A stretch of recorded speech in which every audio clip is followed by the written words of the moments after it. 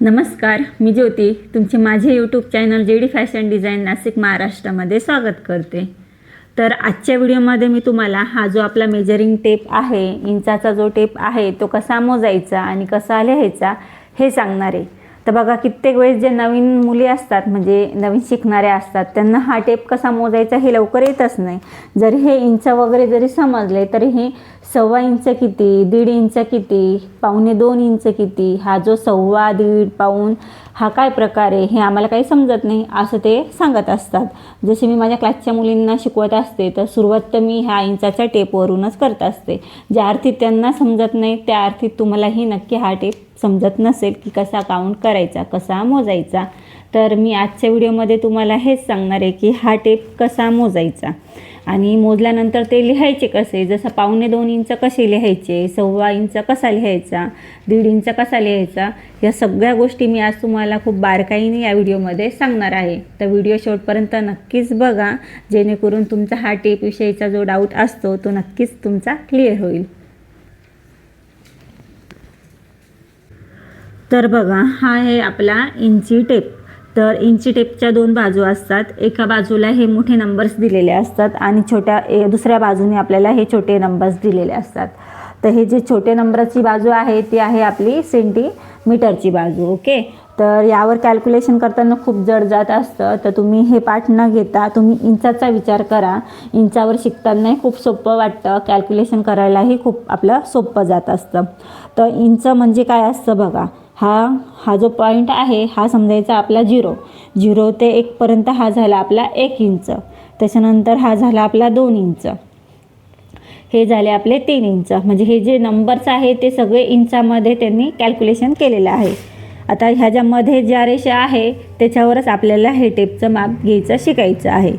तर सगळ्यात पहिले बघा, माप घेताना कधी कधी 4.5 इंच येतं, 5.25 इंच येतं, 4.25 इंच येतं, 1.5 इंच येतो। तर अशा वेळेस काय होतं, आपल्याला समजत नाही इथपर्यंत। समजा एखाद्या संख्येच्या पुढं जर इथपर्यंत रेषा आली तर नक्की समजणार, अरे 2च्या पुढं 2 रेषा आल्या मग हे माप किती झालं। समजा 3च्या पुढं इथपर्यंत आपला कपडा आला तर मग हे बघा, समजा इथपर्यंत येऊन थांबला कपडा तर समजायचं किती, अरे हे किती माप आलं आहे। तर हे समजत नसते, म्हणजे 1.5 इंच, 1.25 इंच, 1.25 इंच हे काय प्रकार हे लवकर कोणालाही समजत नाही। तेच तुम्हाला मी आत्ता दाखवत आहे। तर बघा, इथं पॅक केलेलं आहे त्याच्यामुळे हे कोणाला समजणार नाही। ही बाजू मी तुम्हाला एक्सप्लेन करते। सगळ्यात पहिले ह्या जो 2 रेषा आहेत ते समजायचं आपला 1.25 इंचाचा हा डिफरन्स असतो। ह्या 2 रेषा आल्या तर समजायचं 1.25 इंच। आता इकडच्या संख्येच्या इकडचा नका बघू, फक्त 2 रेषाचं तुम्ही मेजरमेंट घ्या की ह्या 2 रेषा म्हणजे 1.25 इंचाच्या असतात। तर इथपर्यंत आपलं झालं, ह्या इकडे 2 रेषा गायब झालेल्या। ओके, हे लॉक असल्यामुळे हे झाला आपला 1.25 इंचाचा डिफरन्स। असा 1.25 इंचाचा प्रत्येक ह्याच्यामध्ये डिफरन्स आहे, बरोबर। जर तुम्हाला एखाद्या संख्येपुढं 2 रेषा आल्या, इथपर्यंत माप आलं तर मग हा किती झाला आपला 1.25 इंच। आता 1.25 इंच मी तुम्हाला एक्सप्लेन करते। हा 1 इंच, कोणताही नंबर घ्या, त्या नंबरच्या पुढे जर 2 रेषा असेल तर तो झाला आपला 1.25 इंच। आता बघा, ह्या 2च्या पुढे ह्या 2 रेषा आल्या तो झाला आपला 2.25 इंच। आता 2च्या ही जी प्रत्येक अंकामध्ये आहे मोठी अर्धी रेष बघा, प्रत्येक नंबर 2 संख्येच्या मध्ये ही अर्धी रेष आहे, बरोबर, डार्कवाली। तर ही अर्धा इंचाचा डिफरन्स आहे। 1.25 इंचाचा डिफरन्स तुम्हाला समजला 2 रेषांचा, बरोबर। ह्या आणि हे जे आहे इथपर्यंतचं हे अर्धा इंचाचा डिफरन्स आहे बघा। त्याच्यानंतर 1, 2, 3 या तिघांचा इथपर्यंतचा जो डिफरन्स आहे तो आहे आपला 1.25 इंचाचा। हे बघा, इथपर्यंत 2 रेषांचा मिळून ह्या 3 रेषा इथपर्यंत आल्या, 2, 2, 2, तर हा झाला आपला 1.25 इंचाचा डिफरन्स। तर अर्धा इंचाचा डिफरन्स समजला, 1.25 इंच ही तुम्हाला समजला। आता 1.25 इंच कसा असतो तेही तुम्हाला सांगितलं। आता समजा एखाद्या संख्येच्या पुढं आले 2 रेषा, बरोबर। आता 4च्या पुढेचं हे 2 रेषाचं माप आलं, कपडा तुम्हाला दाखवते। आता इथपर्यंत येऊन जर आपला एखादा कपडा थांबला तो किती झाला, तर बघा 4 आहे, 4च्या पुढं 2 रेषा गेल्या तर ते झालं आपलं 4.25 इंच। ओके, आता समजा हे कपडा आपलं कोणतंही मेजरमेंट इथपर्यंत येऊन थांबलं बघा, 6च्या अगोदर 2 रेषा येऊन थांबल्या, तर तुम्ही कसं बोलणार की अरे 6ला तर 2 रेषा कमी आहे, मग ते किती झालं, बरोबर ना। तर 6ला जर 2 रेषा कमी आहे किंवा एखाद्या संख्येला 2 रेषा कमी आहे तर तो किती झाले, 5.25 इंच. ओके.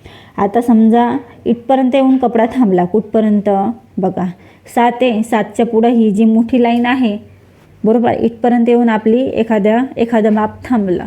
तर अशा वेळेस आपण काय बोलणार, ना 8 आलं ना 7 आलं. तर आता ह्या मधल्या रेषेवर येऊन माप थांबलंय, मग ते किती झालं, 7.5 इंच. तर नक्कीच अर्धा इंच, 1.25 इंच, पाऊण इंच तुम्हाला समजला. तर हे तुम्हाला एकदा टेपचं व्यवस्थित असं सांगून देते. आता मी लाईन ड्रॉ करते, तुम्ही व्यवस्थित बघत चला. हे बघा इथपर्यंत आला आपला 1 इंच बरोबर. 1.25 इंच म्हणजे किती, ह्या ज्या 2 रेषा आहे या झाल्या आपल्या 2.25 इंच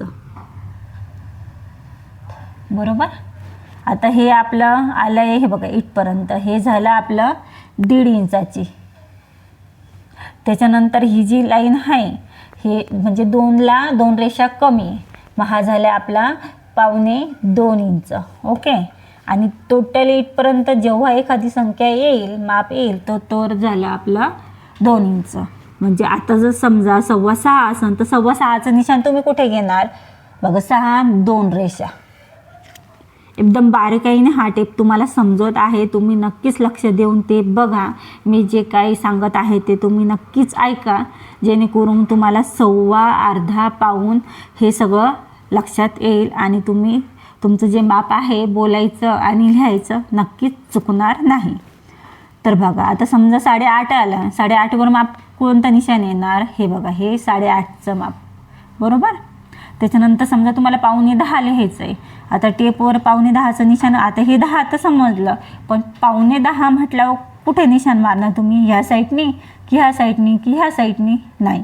तर 2ला रेषा 10ला 2 रेषा कमी असेल तर 9.25ची लाईन तुम्हाला मारायची, म्हणजे एक निशाण मारायचे, जे पण निशाण तुमचं असेल त्यानुसार. आता लिहायचं कसं ते तुम्हाला सांगते.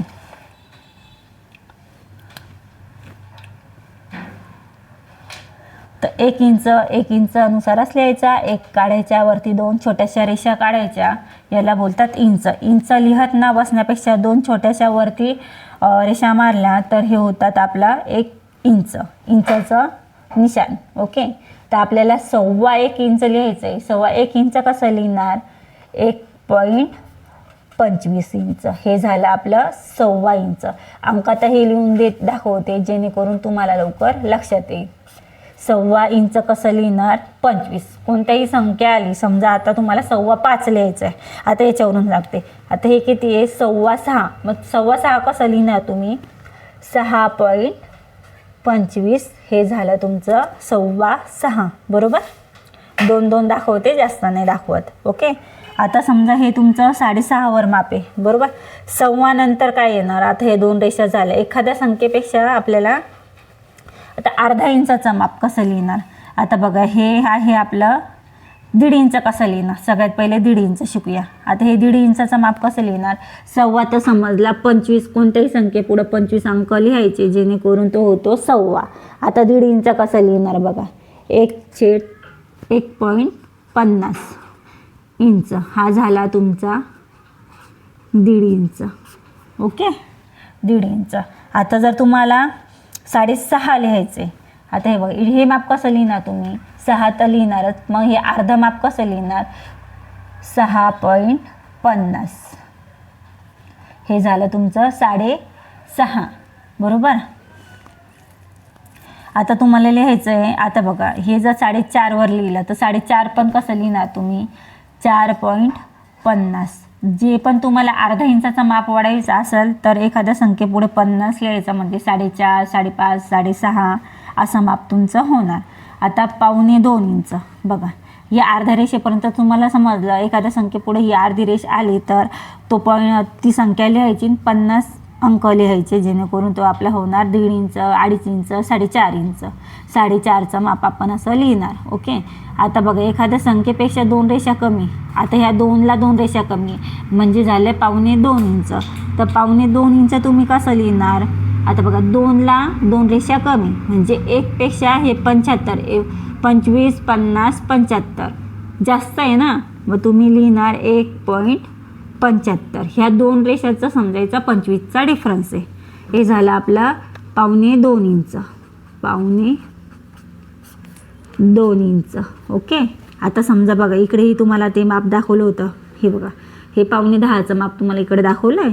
आता 9.5 तुम्हाला दाखवलं, 2ला 2 रेषा कमी होत्या तेव्हा तुम्ही असं लिहिलं 1.75. आता 10ला पण आपल्याला 2 रेषा कमी आहे, म्हणजे 9पेक्षा ह्या तीन 2 रेषा जास्त आहे ना, मग तुम्ही कसं लिहिणार 9.75 म्हणजे झालं हे 9.10. ओके, 9.10 सेम याच पद्धतीने लिहायचं. आणि टोटली तुमची पूर्ण संख्या आल्यावर तुम्ही 30 लिहिणार, म्हणजे 10 इंच काय असं तुमचे 11 इंच. इंच लिहिण्यापेक्षा वरती ह्या 2 छोटेसे पॉईंट दिले का ते इंचाचे होत असतात. ओके, तर नक्कीच हा टिप तुम्हाला समजलेला असणार. खूप बारकाईने मी तुम्हाला हे पॉईंट क्लिअर केलेले आहे. व्हिडिओ जर आवडला असेल तर लाईक करा, शेअर करा, सबस्क्राईब करा. थँक्यू.